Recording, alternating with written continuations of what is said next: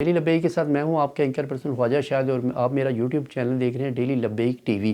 تو آج آپ کو میں اہرام مصر کے متعلق کچھ معلومات دینے لگا ہوں جو پاکستان کے نامور ایٹمی سائنسدان یعنی ڈاکٹر عبدالقدیر خان اپنے ایک کالم میں لکھتے ہیں کہ ڈاکٹر صاحب لکھتے ہیں کہ میں یعنی کہ ایک بار وہ مصر سے ہو کے آگے دوبارہ وہ مصر گئے، اور کہہ رہے ہیں کہ میں دوبارہ مصر گیا اور قاہرہ میں دونوں بار اہرام مصر کی سیر کی۔ پہلی مرتبہ ہم مصری حکومت کی دعوت پر گئی تھی، اور بعد میں اپنی فیملی کے ساتھ سفیر پاکستان انور کمال کی دعوت پر گیا تھا۔ اہرام مصر کی تعمیر میں اس قدر سائنسی راز پوشیدہ ہیں کہ میں نے چاہا کہ آپ کو ان سے آگاہ کروں۔ آپ پڑھ کر یقین نہیں کریں گے کہ مگر یہ حقیقت پر مبنی حقائق ہیں۔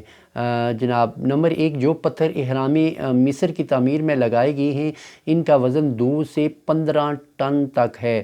دوسرا، اہرام میں تقریباً 30 لاکھ پتھر لگائے گئے ہیں۔ تیسرا، فرعون کے کمرے کی چھت پر جو پتھر لگا ہے اس کا وزن 70 ٹن ہے، یعنی 70,000 کلو گرام، اور آج تک کوئی یہ خل پیش نہیں کر سکا کہ کس طرح بنانے والوں نے اتنا بڑا اور وزنی پتھر چھت پر لگایا۔ چوتھا، اہرام کی بلندی 149.4 میٹر، اور آپ کو تعجب ہوگا کہ زمین اور سورج کے درمیان 149.4 ملین کلومیٹر کا فاصلہ ہی ہے۔ اور پانچواں، اہرام کے اندر جانے کا راستہ ایک ستارہ یعنی شمالی پول کی سمت بتلاتا ہے، جو اندرونی راستہ سگ ستارہ کی جانب اشارہ کرتا ہے، جس کا ذکر سورہ نجم آیت 49 میں آیا ہے۔ اور چھٹا، اگر آپ گوشت کا تازہ ٹکڑا اہرام کے کمرے میں رکھیں گے تو وہ سڑے گا نہیں بلکہ خشک ہو جائے گا، اور یہ راز آج تک ہم یعنی کہ آج تک کوئی حل نہیں کر سکتا۔ اور ساتواں، اہرام کے سرکم فرینس محیط کو اگر اس کی اونچائی سے تقسیم کیا جائے تو یہ 3.14 کے برابر ہے، جو ریاضی اور فزکس میں پائی کے طور پر استعمال ہوتا ہے۔ یعنی اگر کسی دائرے کے محیط کو اس کے قطر سے تقسیم کریں تو یہ عدد ملتا ہے۔ یہ ناقابل یقین کرشمہ ہے۔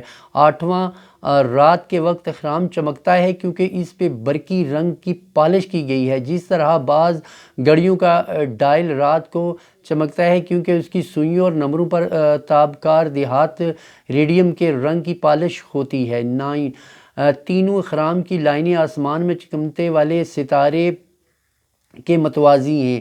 10واں، سال میں ایک دن سورج کی شعاعیں اہرام کے اندر داخل ہوتی ہیں، یہ دن فرعون کا یوم پیدائش ہے۔ 11واں، اہرام میں رکھی گئی تلواریں اور چھڑیاں زنگ آلودہ، آج تک وہ جناب زنگ آلودہ نہیں ہوئیں۔ جو بھی چیز یعنی کہ چلی جاتی ہے وہاں پہ، کسی کی لاش چلی جائے، کسی کا یعنی کہ کوئی لوہے کی چیز، سونے کی چیز، کوئی بھی یعنی کہ لوہے کی چیز بھی وہاں پہ، تلواریں بھی جو آج تک لٹکی ہوئی ہیں اہرام مصر میں وہ بھی آج تک زنگ آلودہ نہیں ہوئی، اور ان کا یعنی کہ آج تک کوئی سائنسدان یہ نہیں کر سکے کہ اہرام مصر میں کون سا کیمیکل کا چھڑکاؤ کیا گیا۔ اہرام میں رکھی گئی تلواریں اور چھڑیاں زنگ آلودہ نہیں ہوئی، حالانکہ ہزاروں برسوں سے وہ وہاں موجود ہیں، اور سائنس آج تک اس راز کو نہیں سمجھ سکی۔ 12واں، اہرام کے چند کمروں میں بہت سے آلات بند ہو جاتے ہیں اور سائنس آج تک یہ حل یعنی تلاش نہیں کر سکی۔ 13واں، تعجب کی بات ہے اور راز ہے کہ تینوں اہراموں سے جو لکیریں گزرتی ہیں وہ بحر اوقیانوس میں واقع برمودا ٹرائی اینگل اور بحر الکاہل میں واقع فارموسا ٹرائی اینگل کو آپس میں ملاتی ہیں۔ یہ دونوں جگہیں اپنی عجیب خصوصیات کی وجہ سے بہت مشہور ہیں۔ یہاں ہوائی جہاز، بحری جہاز غائب ہو جاتے ہیں اور کمپاس کام کرنا بند کر دیتے ہیں۔ 14واں، بڑے اہرام میں 3 کمرے ہیں، 2 زمین سے اوپر ہیں اور ایک زمین کے اندر۔ کہا جاتا ہے کہ ماربو نامی شخص ماہر انجینئر نے یہ اہرام تقریباً 20 برسوں میں بنایا تھا، اور 1 لاکھ مزدوروں نے اس کی تعمیر میں جان کھو دی تھی۔ 15واں، اہرام کی بنیادوں کے چاروں رخ نہایت تعجب کے ساتھ زمین کی چاروں سمتوں کی جانب اشارہ کرتے ہیں کہ اس حیرت انگیز دریافت کی مدد سے 20ویں صدی عیسوی میں اپنے نتائج کو درست کیا جا سکتا ہے۔ 16واں، جو دائرہ اہرام کو 2 حصوں میں تقسیم کرتا ہے وہ تمام بر اعظموں اور سمندروں کو بالکل برابر 2 حصوں میں تقسیم کرتا ہے، ان کا رقبہ ایک دوسرے سے برابر ہے۔ 17واں، اگر بلڈرز وہاں رکھ دیے جائیں تو وہ نہایت بلیڈ یعنی وہاں پہ کوئی بھی تیز یعنی کہ چیز جو ہوتی ہے وہاں پہ حرام مصر کے اندر رکھ دی جائے یعنی وہ تیز دھار آلہ بن جاتا ہے، یعنی کہ جتنا بھی نہایت تیز ہو جاتے ہیں۔ سائنس یہ راز بھی آج تک حل تلاش نہیں کر سکی۔ 18واں سائنس کہتے ہیں کہ جو باتیں آج تک پرانی چیزوں اور رازوں سے ملی ہیں وہ سمندر میں قطرے کے برابر بھی نہیں۔ جتنے راز آج تک حرام مصر سے سائنسدان کو ملے ہیں وہ سمندر میں قطرے کے برابر بھی نہیں۔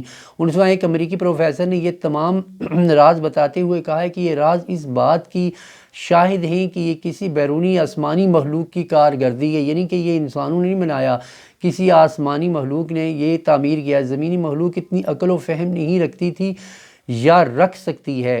اللہ تعالیٰ نے قرآن مجید میں بالکل صحیح فرمایا ہے، جو علم و ہنر کی اور قوت و طاقت ہم نے پچھلی امتوں کو دی تھی یہ لوگ اس کے 10ویں حصے کو بھی نہیں پہنچے۔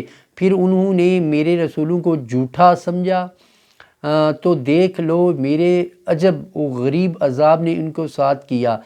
تو یہ جناب منقولہ تھا جناب، اس وجہ سے کہ آپ دیکھیں کہ جو یعنی کہ اتنا کچھ جانتے تھے، اتنی طاقتور تھے، آپ شام چلے جائیں، مصر چلے جائیں، آپ صرف سیڑھیاں دیکھ لیں کہ ہمارے قدوں سے بھی اونچی یعنی سیڑھیاں ان کے اتنے وزنی پاؤں ہوا کرتے تھے کہ ایک سیڑھی سے دوسری سیڑھی پہ جانے کے لیے ہمیں جناب وہاں پہ سیڑھیاں لگانا پڑتی ہیں، اور وہ انسان ایک سیڑھی سے دوسری۔